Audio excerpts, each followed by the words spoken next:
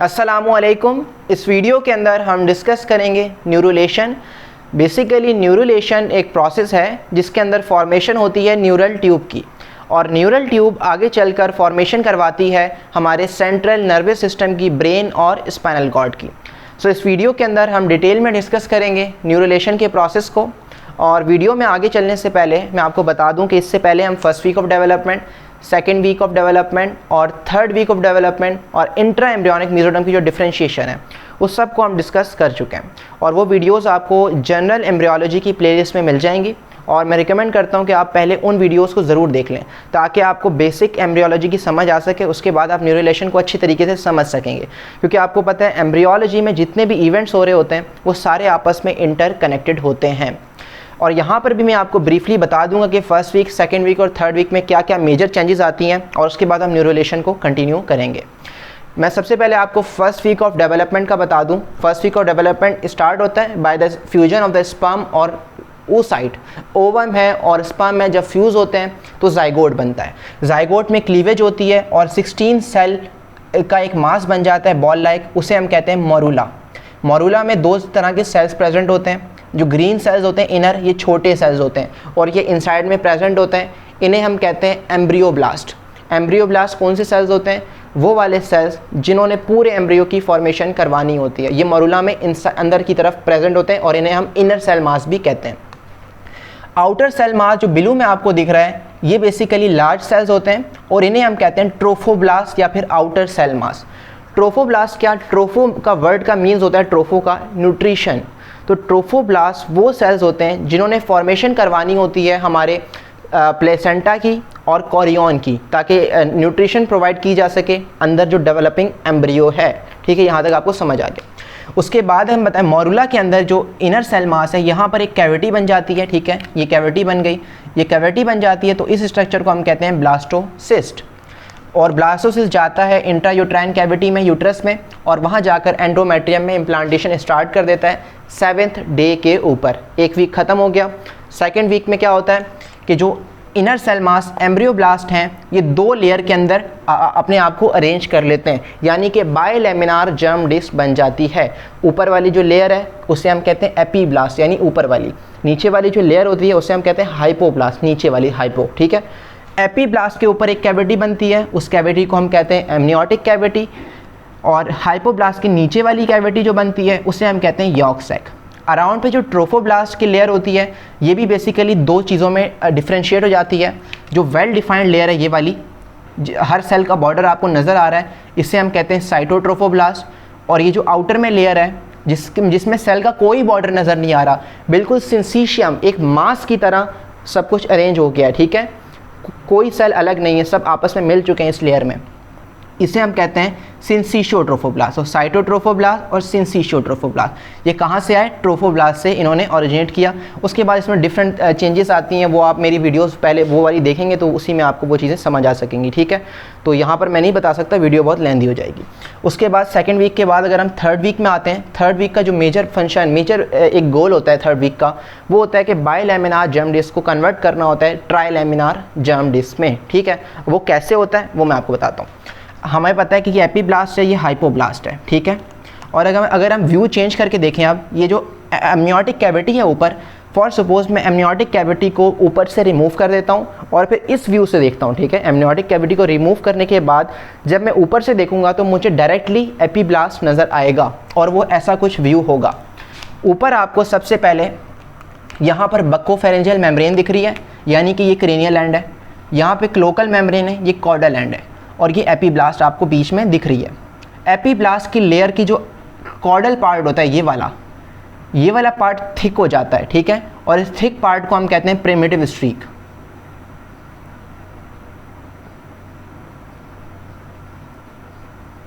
ठीक है, तो प्रिमिटिव स्ट्रीक क्या होता है? Thick and caudal part of the epiblast, उसे हम कहते हैं प्रिमिटिव स्ट्रीक। ठीक है, ये प्रिमिटिव स्ट्रीक बन गया। अब प्रिमिटिव स्ट्रीक का जो क्रेनियल पार्ट होता है, ये प्रिमिटिव स्ट्रीक है, ये प्रिमिटिव स्ट्रीक क्रेनियल पार्ट है।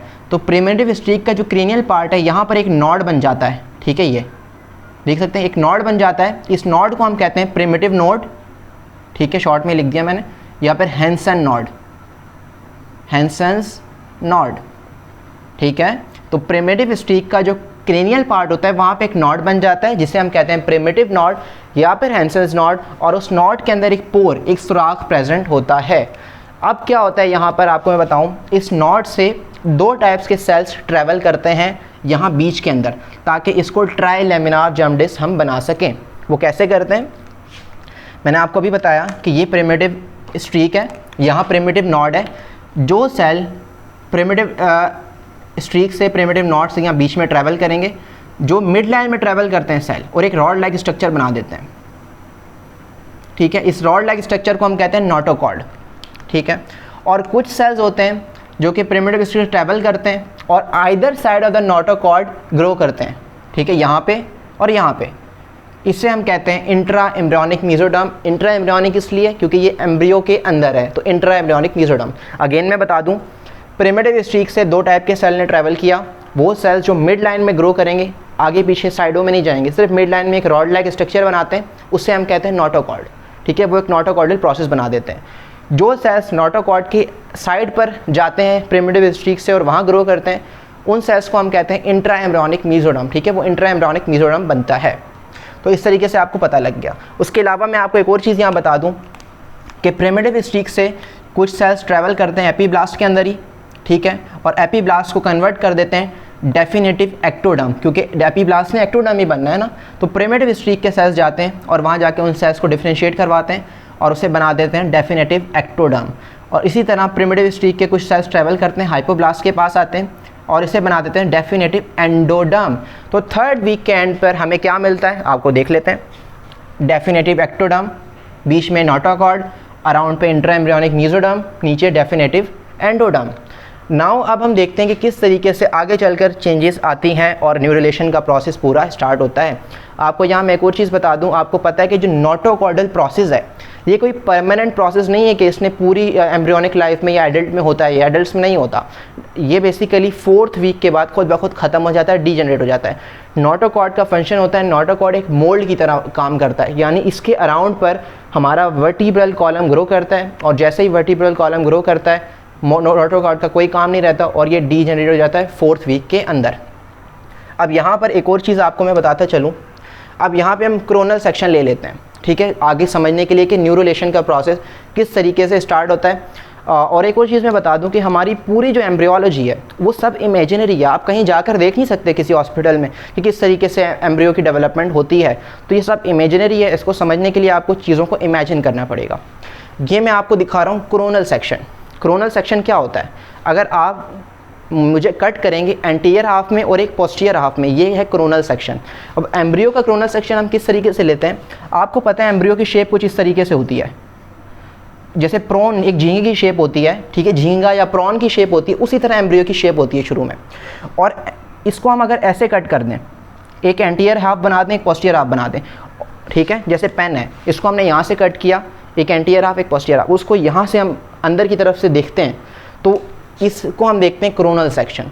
अब इस कोरोनल सेक्शन में हमें क्या दिख रहा है, ठीक है, यहाँ सबसे पहले हमें नज़र आ रहा है नोटोकॉर्ड, ठीक है, ये नोटोकॉर्ड दिख रहा है, ये हमें एक्टोडर्म दिख रही है, सॉरी एंडोडर्म दिख रहा है नीचे, और यहाँ पर हमें मैंने ड्रॉ नहीं किया, यहाँ पे हमारे पास है इंट्रा एम्ब्रियोनिक मेसोडर्म, ठीक है, यहाँ तक आपको क्लियर है।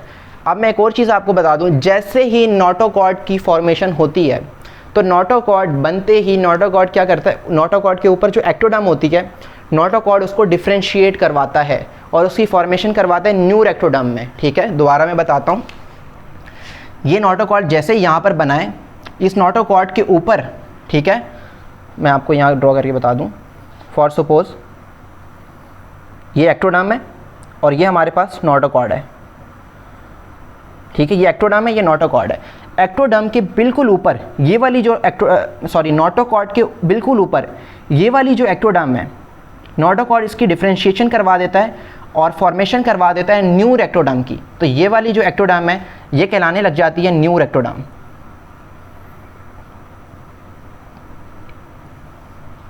न्यू एक्टोडर्म, तो ये हमारे पास आ जाती है न्यू एक्टोडर्म। इसके नीचे बिल्कुल नोटोकॉर्ड प्रेजेंट है मिड लाइन में, तो नोटोकॉर्ड के ऊपर जो एक्टोडर्म प्रेजेंट होती है वो बन जाती, नोटोकॉर्ड उसको डिफ्रेंशिएट करवाता है, उसको इंड्यूस करता है डिफ्रेंशिएशन उसके अंदर, और ये हमारे पास बन जाती है न्यू एक्टोडर्म। और अराउंड पे जो सारी एक्टोडर्म प्रेजेंट होती है ये वाली बन जाती है सरफेस एक्टोडर्म। ठीक है, तो न्यूर एक्टोडर्म और सरफेस एक्टोडर्म की फॉर्मेशन हो जाती है नोटोकॉर्ड के बनने की बाद हमारे पास। और सरफेस एक्टोडर्म को मैं यहाँ समझ लेते हैं कि सरफेस एक्टोडर्म के बेसिकली डेरिवेटिव्स आपको याद होने चाहिए कि सरफेस एक्टोडर्म से कौन कौन सी चीज़ें ड्राइव होती हैं। यहाँ मैं लिख देता हूँ सरफेस एक्टोडर्म, और इसके डेरिवेटिव्स की अगर हम बात करें तो उसके अंदर हमारे पास एपिडर्मिस, ठीक है, एपिडर्मिस, डर्मिस नहीं, डर्मिस ड्राइव होती है from the neural crest cells, तो एपिडर्मिस ड्राइव हो रही है from the surface ectoderm. Epidermis के साथ हमारे नेल्स, एपिडर्मिस पे जो नेल्स हैं, हेयर्स हैं, सेंसरी रिसेप्टर्स हैं, ठीक है, सेंसरी रिसेप्टर्स हैं। उसके अलावा अगर हम आइज़ में आते हैं तो आइज़ में lens, cornea, tarsal glands, lacrimal gland और कंजक्टाइवा ऑफ आई, ये सब भी डेवलप ड्राइव होते हैं फ्रॉम द सरफेस एक्टोडर्म। ठीक है, उसके अलावा epithelium of mouth and nasal cavity, of nasal plus mouth, तो नेजल और माउथ कैविटी की जो एपिथेलियम है वो भी ड्राइव हो रही है सरफेस एक्टोडर्म से। ठीक है, epithelium of anterior pituitary gland,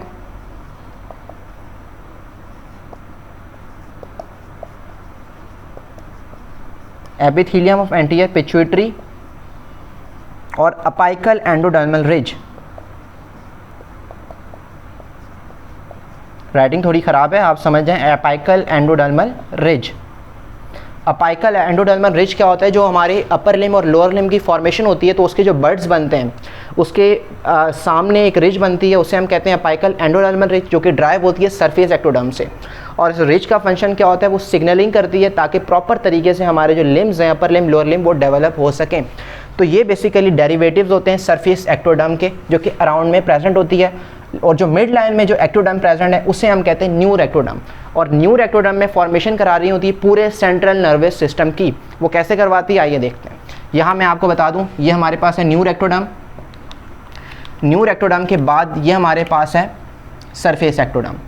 ठीक है, ये कोरोनल सेक्शन है। मैंने कहा ये हमने एक एंटीरियर और पोस्टीरियर हाफ में डिवाइड करके सामने से देख रहे हैं तो हमें पूरी ट्यूब इस तरीके से लेटी हुई ट्यूब नज़र नहीं आएगी जो हमारे पास ये नोटोकॉर्ड है। हमें बस सामने से इस तरीके से ये चीज़ नज़र आ रही है नोटोकॉर्ड की। ठीक है, कोरोनल सेक्शन में यूँ देख रहे हैं हम। तो ये हमारे पास ऊपर न्यूर एक्टोडर्म, सरफेस एक्टोडर्म, ये हमारे पास नोटोकॉर्ड, ये हमारे पास आ गई एंडोडर्म। ये जो न्यूर एक्टोडर्म है, इसको ये जो एक पूरी यहाँ पे ऊपर प्रेजेंट है, इसे हम कह देते हैं न्यूरल प्लेट। ठीक है, इस न्यूर एक्टोडर्म की जो लेयर है ऊपर जो प्रेजेंट होती है, इसे हम कह देते हैं न्यूरल प्लेट। अब न्यूरल प्लेट में किस तरीके से चेंजेस आती हैं वो हम देखते हैं। ठीक है, यहाँ आप देख सकते हैं ये हमारे पास न्यूरल प्लेट रखी हुई है ऊपर बिल्कुल नॉर्मली, सरफेस एक्टोडर्म, नोटोकॉर्ड। अब यहाँ पर नीचे हमें पता है कि यहाँ पे हमारे पास एक चीज़ प्रेजेंट होती है, intra embryonic mesoderm. Intra embryonic mesoderm यहाँ पर क्या करता है, वो प्रोलिफरेट करने लग जाता है और इंट्रा एम्ब्रियोनिक मीजोडर्म की प्रोलिफरेशन की वजह से यहाँ पर एक पुश देता है। ठीक है, इंट्रा एम्ब्रियोनिक मीजोडर्म नीचे से प्रोलिफरेट कर रहा है, आप इमेजिन कर सकते हैं, और ये इस तरीके से पुश कर रहा होता है न्यूरल प्लेट को। न्यूरल प्लेट को यहाँ से पुश करने की वजह से क्या होता है, देखें आप, न्यूरल प्लेट इस तरीके से ग्रूव बनने लग जाता है न्यूरल प्लेट का। ठीक है, ये उस तरीके से यूँ फोल्ड होने लग जाती है न्यूरल प्लेट।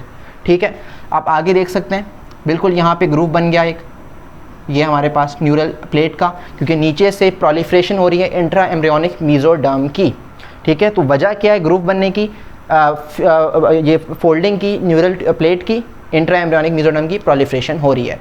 यहाँ पर एक चीज़ मैं आपको बता दूँ कि ये वाला जो एरिया है जिस जगह से फोल्डिंग हो रही है न्यूरल प्लेट की, ठीक है, यूँ जहाँ से प्रोलिफरेशन हुई इंट्रा एम्ब्रियोनिक मीजोडर्म की, जहाँ से पुश किया और वहाँ से फोल्डिंग स्टार्ट हुई है इस एरिया से, इस एरिया को हम कहते हैं न्यूरल फोल्ड। ठीक है, क्या कहते हैं, न्यूरल फोल्ड, इसे हमने कह दिया न्यूरल फोल्ड। और ये इंपॉर्टेंट स्ट्रक्चर है, मैं आपको आगे बताता हूँ। ठीक है, इस तरीके से फोल्डिंग होती है और फोल्डिंग होते होते क्या होता है कि न्यूरल प्लेट एक ट्यूब के अंदर डिवाइड हो एक ट्यूब बन जाती है। न्यूरल प्लेट है, किसी भी प्लेट को आप इस तरीके से यूँ करके अगर आप फ्यूज़ करवा दें, फोल्ड करा दें, तो वो क्या एक ट्यूब बन जाएगी। ठीक है, तो न्यूरल प्लेट कन्वर्ट हो जाती है यहाँ पर ट्यूब में।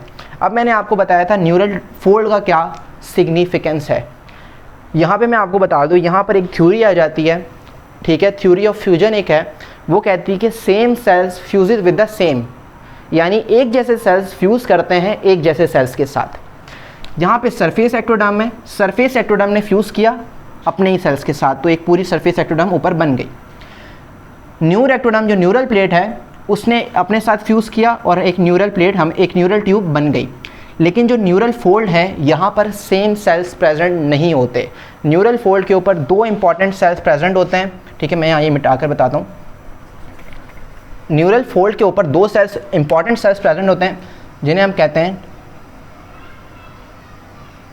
न्यूरल क्रेस्ट सेल्स और neural epithelial cells.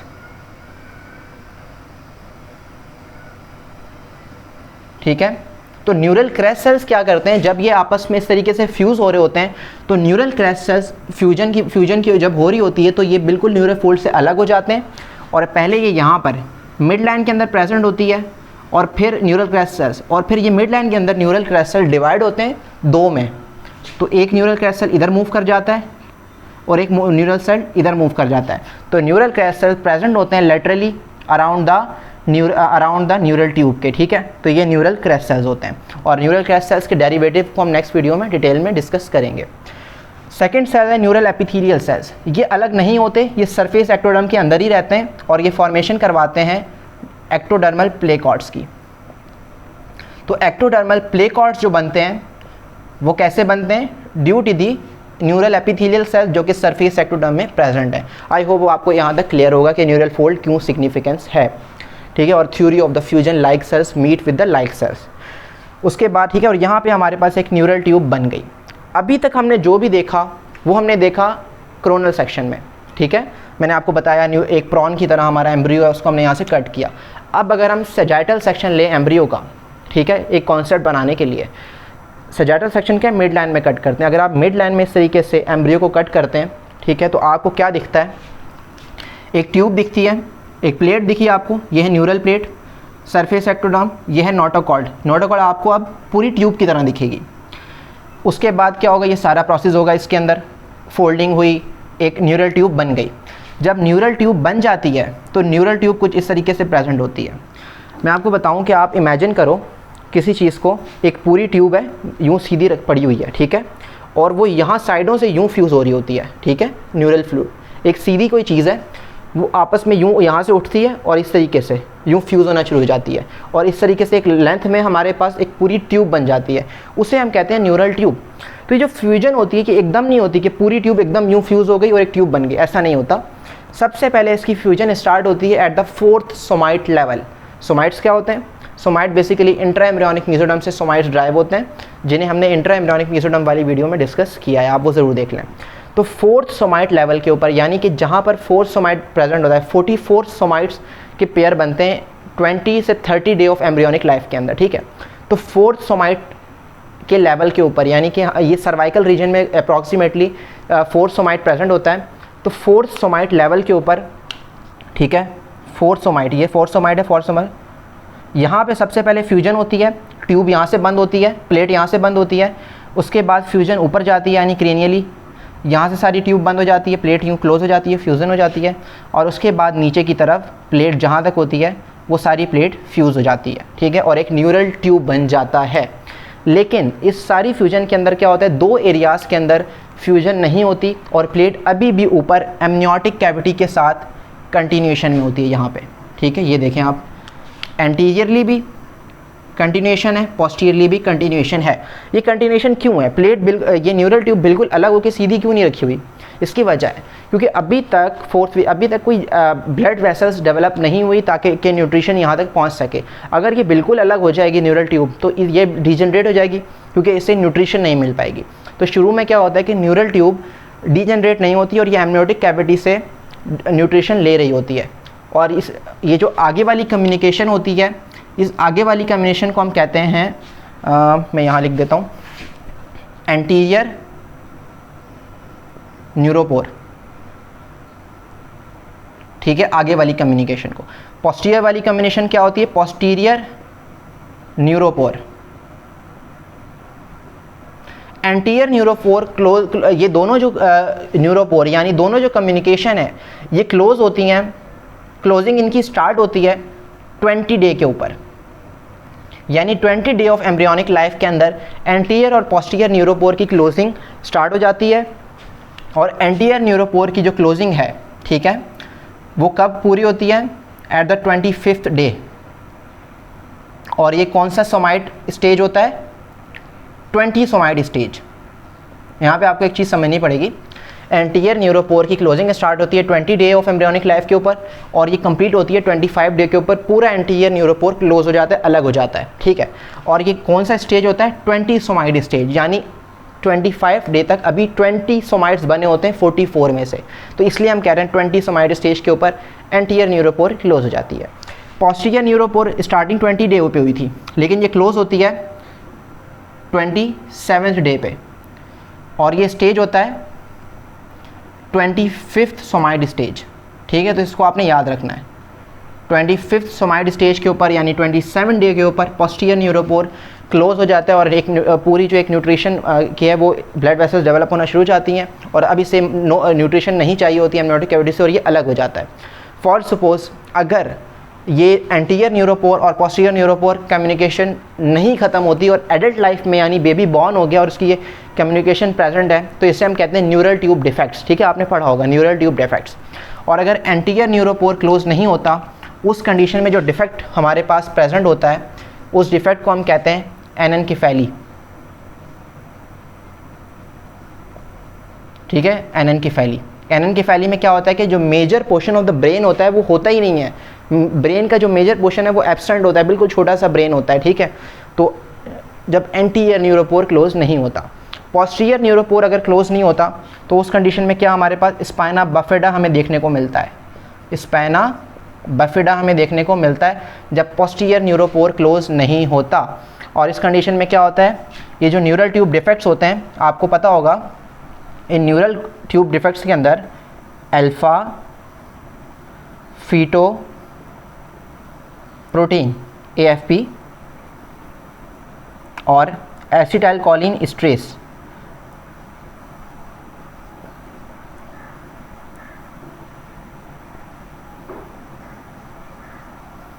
Acetyl choline, ये दो जो चीज़ें होती हैं अल्फा फीटोप्रोटीन और acetyl choline stress, neural tube defects जब भी होंगे ये आपको मैटरनल सीरम के अंदर और एमनियोटिक फ्लूइड के अंदर बेबी के अंदर मिल जाएंगी और ये दोनों चीज़ें इंडिकेट करती हैं कि बेबी के अंदर न्यूरल ट्यूब डिफेक्ट है। और अभी ठीक है, यहाँ तक आपने देख लिया। अब आपको पता लग गया कि न्यूरल ट्यूब बन गई है। अब न्यूरल ट्यूब करती क्या है, आप लेटरली अगर हम देखें इस तरीके से न्यूरल ट्यूब इस तरीके से प्रेजेंट होती है।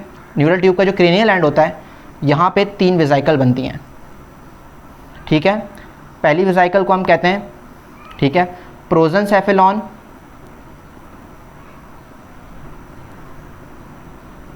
ठीक है, प्रोजेंसेफेलॉन। दूसरी होती है मीजेंसेफेलॉन, तीसरी होती है टीलेंसेफेलॉन, ठीक है, PMT, प्रोजेंसेफेलॉन, मीजेंसेफेलॉन और टीलेंसेफेलॉन। और ये तीनों जो वेसिकल्स बनती हैं ये फॉर्मेशन कराती हैं हमारे ब्रेन का, और जो बाकी एरिया रह जाता है ये वाला, यहाँ से हमारा स्पाइनल कॉर्ड बनता है।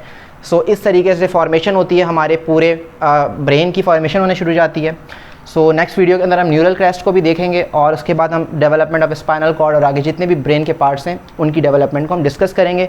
वीडियो काफ़ी लेंथी हो गई, लेकिन उसको समझने के लिए पूरे कॉन्सेप्ट वाइज, ताकि आपको लॉन्ग टर्म तक रिटेन रहे ये कॉन्सेप्ट, तो ज़रूरी था कि मैं आपको सारी चीज़ें बता दूँ। आई होप कि आपको वीडियो अच्छी लगी होगी। वीडियो को लाइक करें और कमेंट ज़रूर करें और बताएं कि वीडियो में अगर आपको कोई प्रॉब्लम दिखी या फिर कोई भी आपकी सजेशंस हो तो वो कमेंट में ज़रूर दें। Thank you.